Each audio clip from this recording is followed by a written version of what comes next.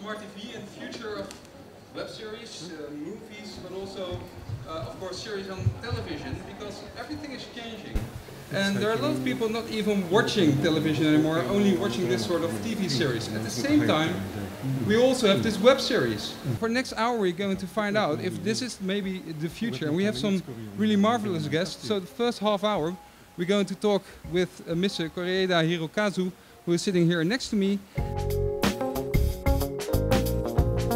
Let's first start with this inspiration, because you took one clip and we're going to watch it for approximately 2 minutes. それちょっとこう眼鏡をかけた女性は三女の方はそれは貧しさにつながっていて、こういろんなこう女同士のネガティブな感情とか父親に対する口には出せない思いとかなんかそういうこう普段あまり This story is about four sisters. And so in the story we'll get their interrelationships and their feelings towards their father. And let's say the special feature of this series is that while in normal Japanese TV series of that day you usually got all the lovely pictures, and here there's also quite a darker side, but actually a darker side which sustains their relations. And maybe this is some kind of ideal type that when I made my own series that I watched one more time.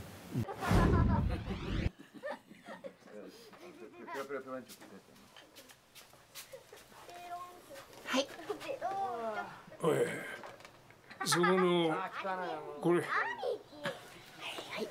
talking about changing channels. So if you make this step from a movie to a TV series, like going home, what are the pros and cons? 僕テレビ出身というかテレビからスタートしているので映画をやるときには As you may know, I started out from working in the television world, and so now for me, so it's changing from film to a home drama. When I was filmmaking, so at first.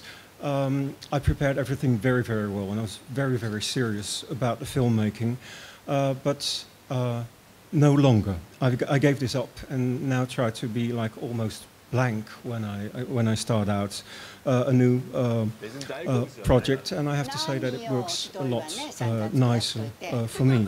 So, and I think in that sense, making film or making a television series does not make a terrible difference to me anymore.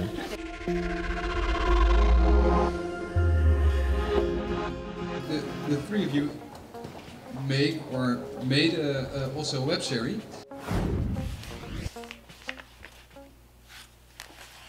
A lot of people tell me I look like Sandra Bullock, but when I see a picture like this, I think I look also like Anne Hathaway. Like if Sandra Bullock and Anne Hathaway had a baby. You're really pretty. No, I'm not. Yes, you are. Really? Yeah, you look like a model. Thank you.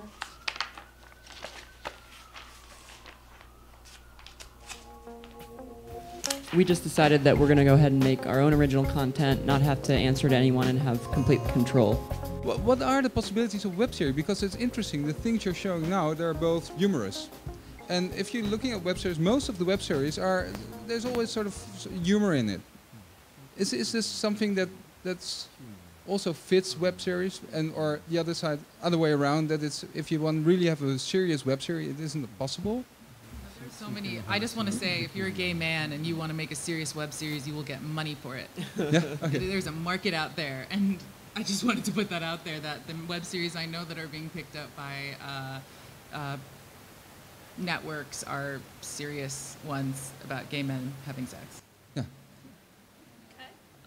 I think because web series should be short form, and a lot of them are, comedy works better in short form than I think drama does. Oprah Winfrey, who I actually had the privilege to work with many, many years ago, she has something that she calls an aha moment in your life. It's a moment when something changes for you.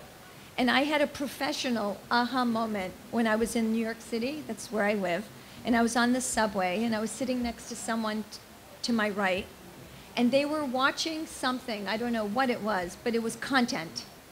and they were watching the content next to me.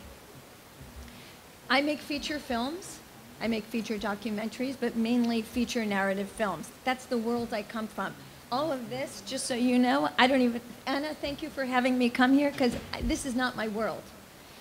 When I saw that person watching that footage on this little thing that looks like a Post-it note, I thought, if I don't change my way of approaching filmmaking, I will be irrelevant in 6 months. So I decided at that moment I was going to make something specifically just for that BlackBerry, iPhone, whatever. It's different. You have to change your way of thinking. 12 o'clock.